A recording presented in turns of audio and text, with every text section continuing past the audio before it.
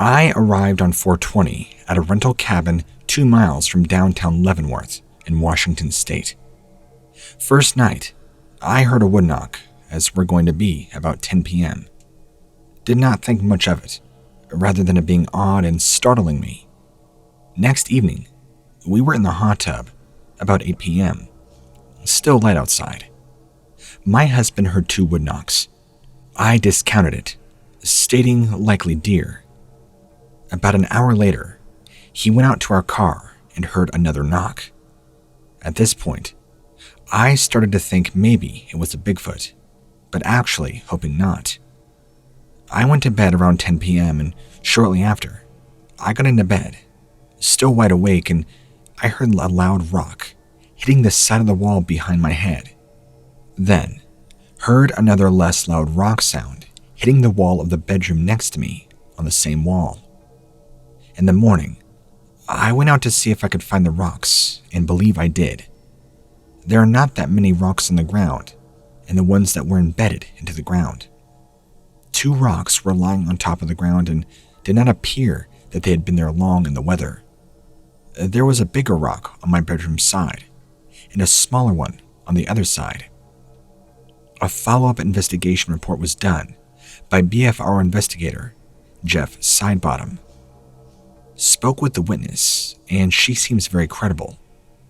Her husband was also a witness. April 20th.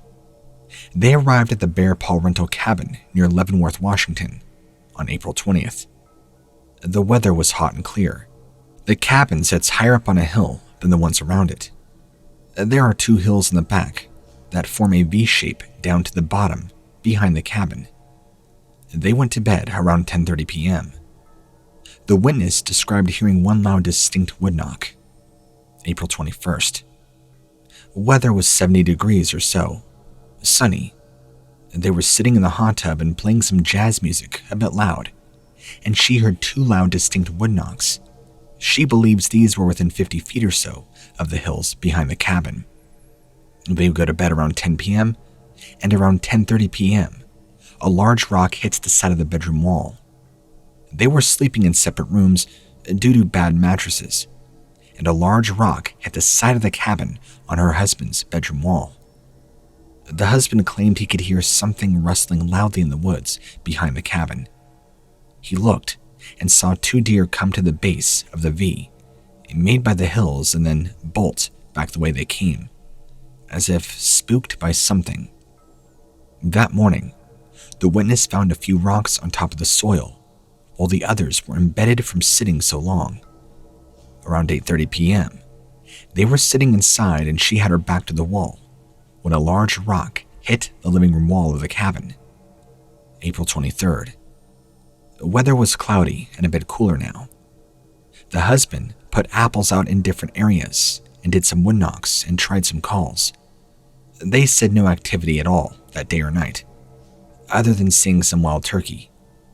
April 24th. Weather was rainy and cloudy. Virtually no activity. April 25th. The deck was scuffed up near the hot tub, which sits next to a game trail. Part of the deck is wood, and part is tracks. She said it looked similar to deer hooves, but deeper, and the ground was dry. There was a fresh gouge out the back deck, and there were claw marks everywhere.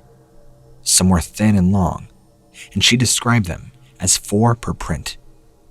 The husband had heard some scuffling or something on the deck that night, but never looked to see what it might be.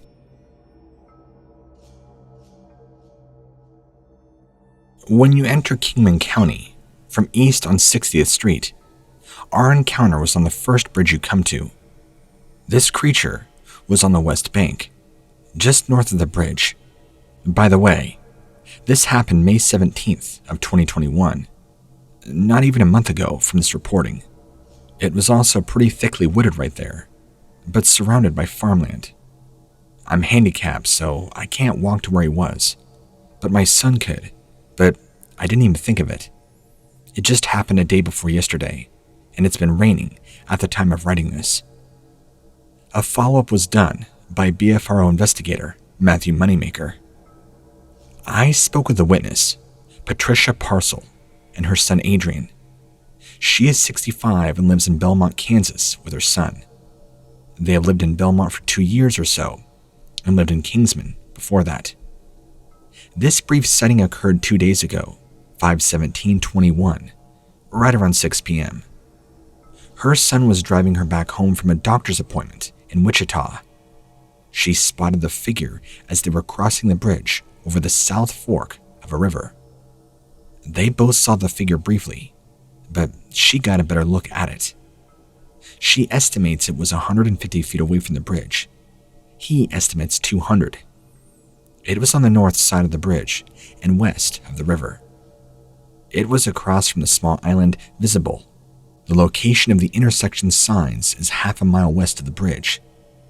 She and her son both say the water level is higher today than it was 2 days ago. More of the Sandy Creek bank was visible then. The figure was standing on the riverbank, out from the tree line. It was only a few feet from the water. Right now, the spot where it was standing is completely underwater. She cannot guess the height of the figure, but both witnesses say it was a reddish brown and distinct from the green tree line behind it. She is certain it was covered with fur, and she says she could definitely see its arms and hands. The hands were darker in color than the body fur. She had heard about 2 other BFRO reports on or near the same area river over the past 20 years, so she would look for Sasquatches whenever driving through here. She thought she had seen a similar figure in roughly the same spot previously, but did not get a good look at it while passing the bridge. This time, she got a better look at it. There was nothing like a stump or debris in the area. The county road crossing this river is the type of back road in Kansas which may only see a few vehicles each day. Her son says that locals driving these roads do not drive faster than 50 because there are so many deer, it's unsafe to go any faster.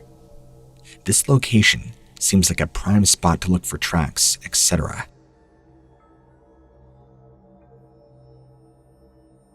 It was dark at the time, and I was living on a road surrounded by woods. This was back in 2000, in the fall, in New Hampshire. I went out to take my dog for a walk. At the time, our driveway connected to a dirt road that ran up the side from the main road. We walked to the end of the dirt road, and along that road is a tree lining of woods. As we began heading back, I looked over and noticed a tall figure staring at me just at the edge of the woods. I couldn't make out what it was, but it was definitely taller than 7 feet, standing erect on 2 legs. I also noted that it had orange eyes. I started walking back down the road towards my house, and when I would stop, it would stop and look at me. I would walk some more. So would the thing. And then, once I stopped, it would stop. Now I was really freaked out, so I yelled for my dog to run, and we sprinted towards the house. That's when I finally got inside. I looked down our driveway and across the road at the tree line. The figure was still there staring at me. I told my father, but when he looked, he saw nothing. It must have left by then. A follow-up investigation report was done by BFRO investigator Matthew Moneymaker. I spoke with the witness, Michelle Goodwin, by phone. She was a teenager at the time of this incident. She no longer lives in the house mentioned in the report. She says the area now has many more houses than back in 2000. Tanglewood Road has been extended as well. She said the figure was a silhouette, but definitely not a bear. It was simply too tall and walked on 2 legs the entire time that it paralleled her. It was not more than 5 to 6 feet into the woods from side of the road.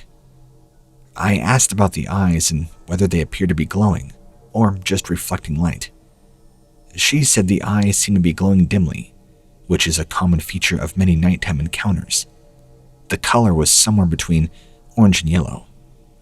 Although she became more frightened as the stalking continued, She said the figure was not otherwise aggressive or hostile.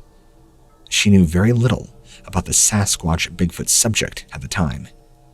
It was only many years later that she learned more and realized the figure that paralleled her in the night was likely one of these creatures, by process of elimination.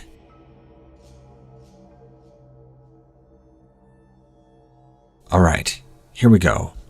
I have had several encounters, so here's the first one.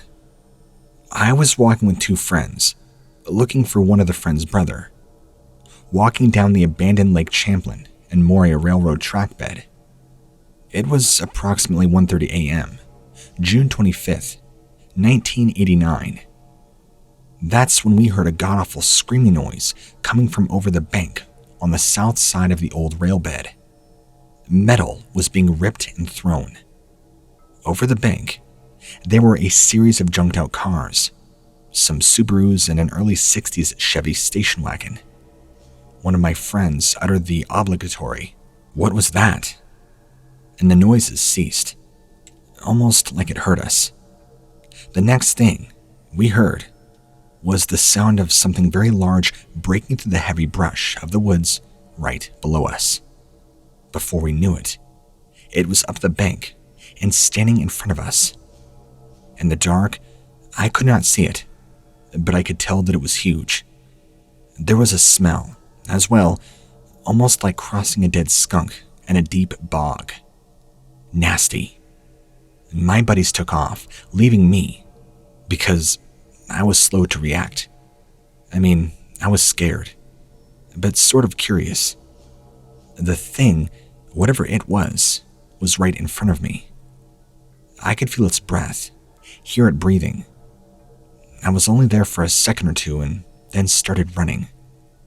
The thing took off after us. I could hear its feet on the gravel behind me. It stopped chasing us just as we broke out on the road and headed up the main street. I chanced to look back, and I could see its shadow just inside the brush. I'll tell you this, whatever it was big. A lot bigger than a man, and I have never seen a bear move like that. The bank it climbed was over a 45-degree angle, loose gravel and stone, covered with vines and heavy brush. We tried climbing it the next weekend, and it took the best of us over 5 minutes to climb.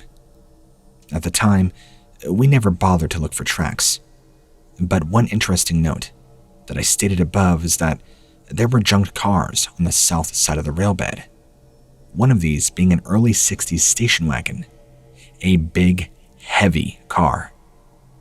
My friends and I had been in that area the week or so before, and the car had been on its wheels. The weekend after the occurrence, the car was on its roof, pieces ripped from it and scattered around. That really scared me, and I haven't been back since. The second encounter I had, that was just as strange as the first. Me and a buddy of mine were cruising in his 85 LTD station wagon, as the ultimate touring vessel, as it were, just out of enjoying the late summer September weather. It was a beautiful September night, the 23rd, 1993. We drove up this four-wheel drive tail to the point where everybody parties. Every hick town is one, and the trail heads for Westport, New York. He wheeled the car around and parked with the rear facing the woods, the nose facing down the road that we just came in on. We were just talking about the town, friends, plans, just stuff. I happened to look out the back, and I could see something coming up behind the car.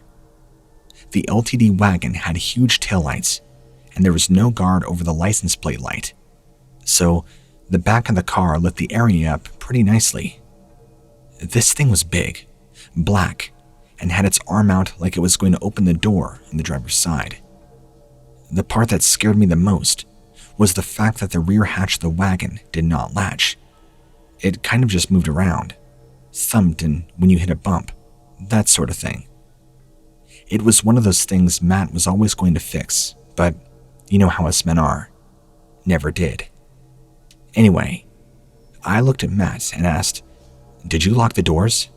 calmly, almost deadpan. Something's about to open the door. Matt slammed the gear shift into drive and we took off out of there.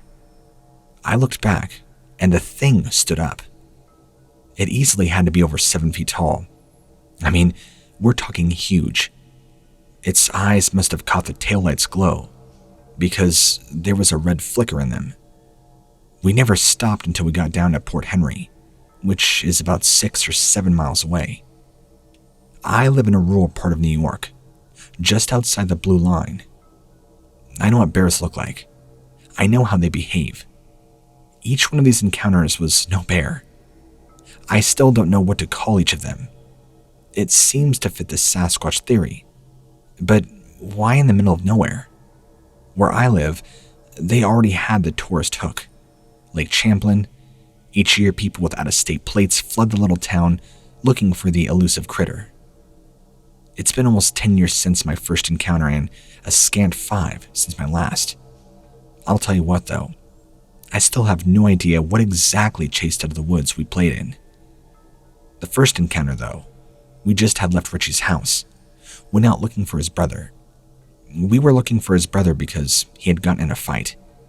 He had arrived home just after we went out looking for him, though. We were also all very sober. For the second encounter, Matt and I were driving around, just cruising, looking for something, anything to do. Sober again at that point, as I want to make mention, I don't drink or do drugs.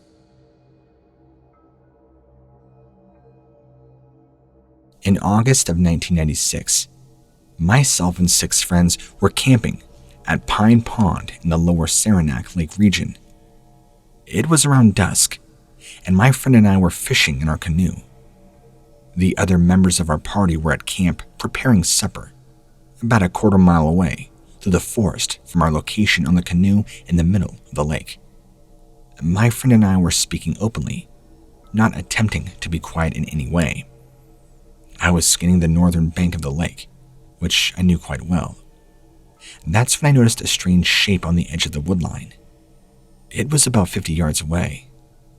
Immediately, I pointed it out to my friend and he spotted it instantly. The shape was 3.5 feet off the ground at its highest point. At first, we both thought it was a black bear standing broadside, but after a few seconds, I realized that was not the case. We started to row towards it somewhat cautiously. Just as my friend whispered, "It's a bear," the thing stood up. It had been crouching there on its feet, like a catcher from a baseball team. This thing, what we thought was a bear, had to have easily been 7 feet tall, and was very dark brown in color. Its face was hairy, yet fleshy around the upper cheeks. Its eyes were both dark in color, but clearly visible, and had a brightness about them.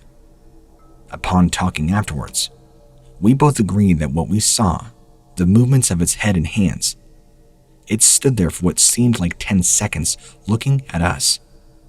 It tilted its head slightly, as if it were sniffing the air. As if this all wasn't strange enough, we then heard the snapping twigs about 50 feet behind it. The creature turned its torso to the left, looked to its side. Then, it immediately turned back towards us, then spun 180 degrees around, darting into the woods like a cat. We heard the sound of movement for about 10 more seconds. Lastly, nothing. To this day, I'm unsure what made those noises. After staying put in the canoe for about 10 minutes, my friend decided, against my wishes, to paddle to the spot on shore and investigate for tracks. There were only 2 discernible markings in the sand, which were obscured from pivoting its feet when it turned around. The whole experience was very, very upsetting, although I can honestly say it did not attempt to threaten us in any way. It was scary. That night, I did not sleep 1 wink. I was so focused on every little noise that I heard. And the next day, we left. The other people in our party are convinced we saw a bear, but I'm telling you, it was no bear. A follow-up investigation report was done by BFRO investigator Paul Mateja.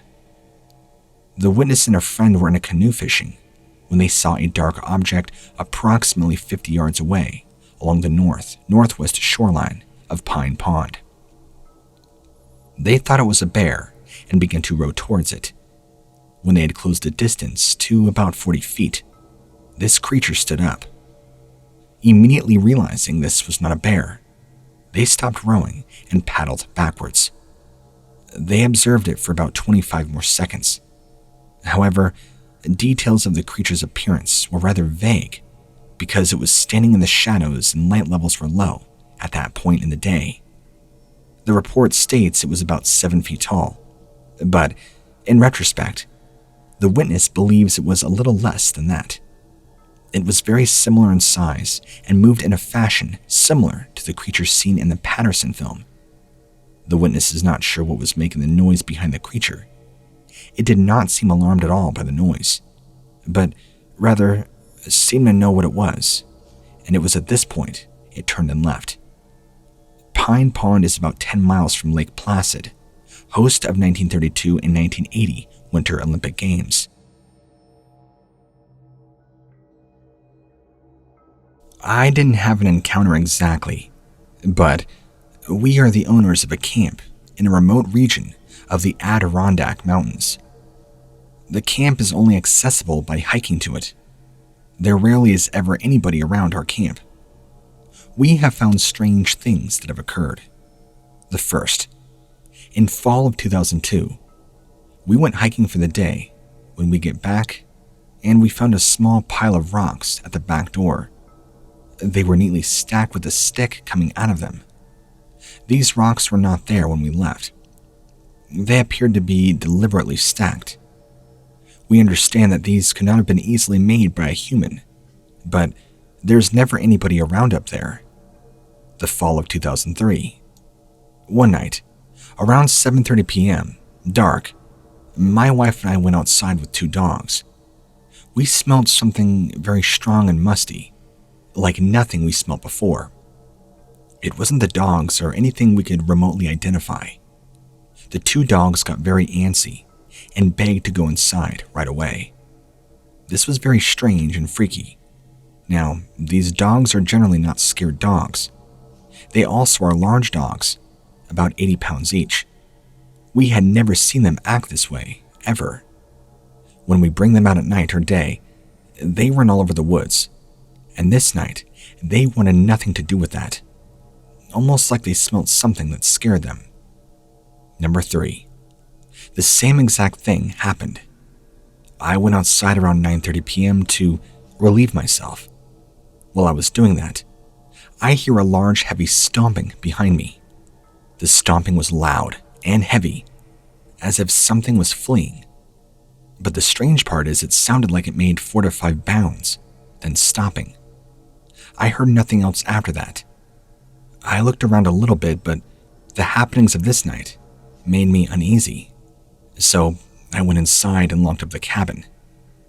I don't know what did all this, and maybe it's easily explained away, but these things altogether make me think it might have been a Bigfoot. A follow-up investigation report was done. I spoke with the witness by phone on 12/22/05. The witness recounted the set of unusual occurrences in amazing detail.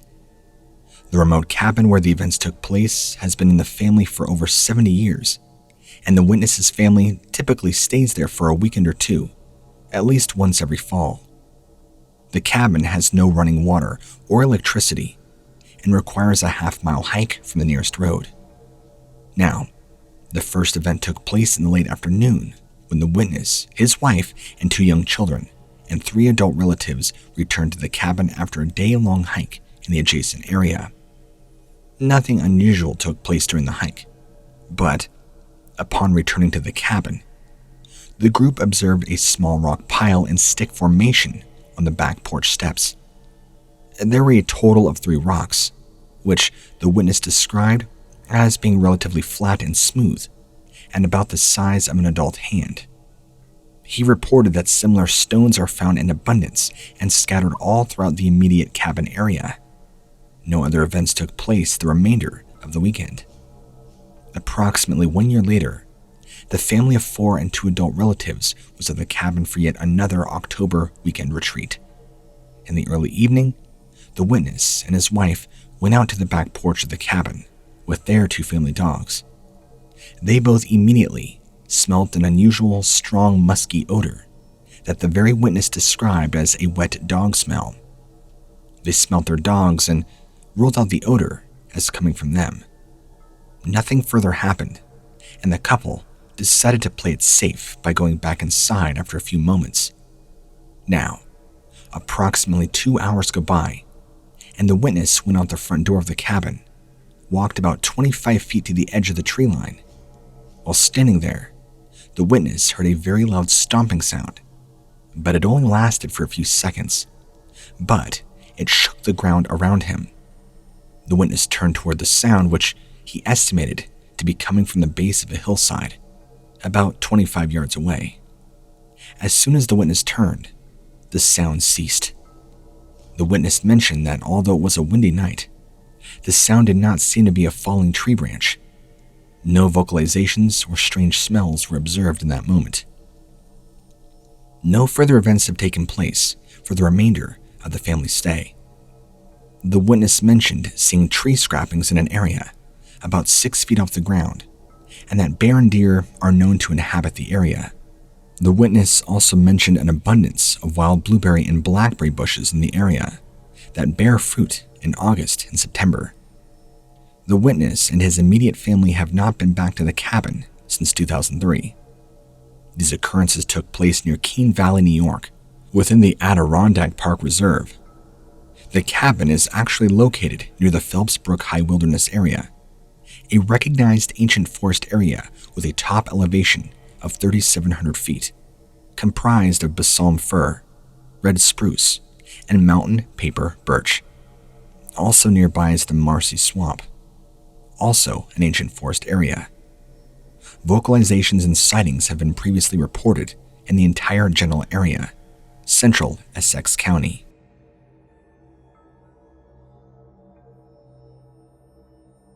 On June 10th, 2006, I was driving with my brother on a back road, unpaved in the Adirondack Park. We were heading for a trailhead that led into the Hudson River Gorge. This area is almost dead center in the park and surrounded by many miles of uninhabited and very rugged terrain. It was late morning on a clear day. I was driving as fast as I could on this road because we had to get back to town by a certain time. As we turned a bend, I see a very large brown, furry object lunging into the dense woods up the road at the next curve, maybe 50 yards ahead. It was obvious that the creature was in the road and was startled by my speeding SUV. I told my brother, "Hey, there goes a moose." We reached the spot in about 3 seconds, and I slam on my brakes, expecting to see the moose right there in the bushes. At that spot, though, through the bushes, was a decent-sized clearing, and then more dark woods that went down a hill. As we looked, there was nothing at all. Everything was still. We started off again and took our hike. The more I thought about it, though, the more I thought it couldn't have just been a moose. First of all, it was the wrong color, a light chestnut brown. The color was very visible because the sun was shining in the area. It was a striking shade against the light green of the brush, and moose are never that shade. They are always a dark brown. Second, the size and shape were wrong. This thing was huge, at least 7 feet tall, and the shape was not like a moose rump. The more I thought about it, the more it seemed like it was the upper back and head of something. Finally, if it was a moose, it would have not utterly vanished so quickly. My vehicle got to that spot in just seconds. Moose, at least the ones that I have seen, don't tear off into the woods. We should have seen it in the clearing. It wasn't a bear either, not even close. I wished I had stopped to investigate further. Unfortunately, we were in a hurry. Did I mention this location is in the middle of a large wilderness? There are practically no roads or trails at all in the entire area. In fact, some sections of the forest here are completely impassable due to very steep, overgrown terrain. A follow-up investigation report was done by BFRO investigator Paul Conroy. After an extensive phone interview, the witness provided the following details. The sighting lasted approximately 3 seconds, using the trees at the location that the creature stood as base. The witness estimated the animal at 7.5 feet tall and having a color described as chestnut or light brown. As this thing moved away, the witness observed the shoulders and head of the animal. The witness owns a house in the area and is very familiar with native wildlife. The color description and details provided by the witness regarding how the creature moved seems to rule out a bear. While there are moose in the area, they generally do not move in the smooth and quick manner that was described. When they are disturbed by human activity, they commonly walk away slowly. This area is also in the vicinity of the Hudson River Gorge, a part of the Adirondack Mountains, known for clean, fast-moving water sources, abundant wildlife, and dense forest and vegetation with a lot of small cliffs and peaks.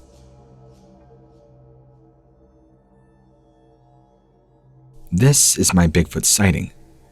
This was in early August of 2010, approximately around 8 to 8:30 a.m., right on the Cascade Lakes, New York, near Keene, and the weather was clear, with only a few clouds. I spend most of the summers camping in and around the Adirondacks in my Dodge Caravan. This particular summer, I had stopped at Cascade Lake to spend a few days camping.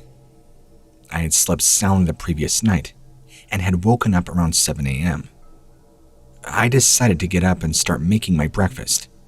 I had just started the kettle on the camp stove when I looked over at the upper Cascade Lake, and I could see the mist rising off the surface of the lake. I grabbed my iPhone and walked about 50 yards to the edge of the lake to get a picture.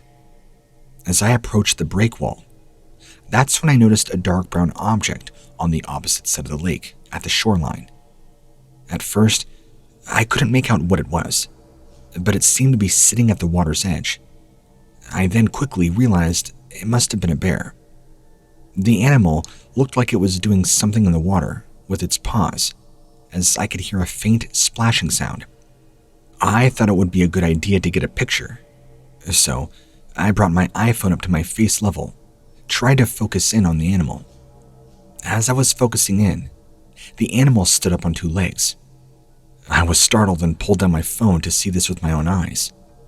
It took a step towards the tree line and stopped, almost methodically. As it stopped, it turned its entire upper body to the left, staring at me for a couple of seconds. It turned back and in one step, disappeared into the tree line. I immediately went cold and got scared. As I ran back to my campsite, my only thought was that it was going to go left or right. If it went right, it would have to go into the water, and if it went left, it was headed directly for my campsite. I decided that it was best to get the hell out of Dodge. I arrived back at my campsite in just under a minute. My dog was still asleep on the front seat and did not even stir. I opened the passenger side door of my van and began to throw all my camping gear into the back of the van, making quite a mess. I closed the door, jumped into the driver's side, and floored the gas to leave. As I'm driving out, I kept looking at my left driver's side window to see if I can observe any possibility of seeing it, but I saw nothing.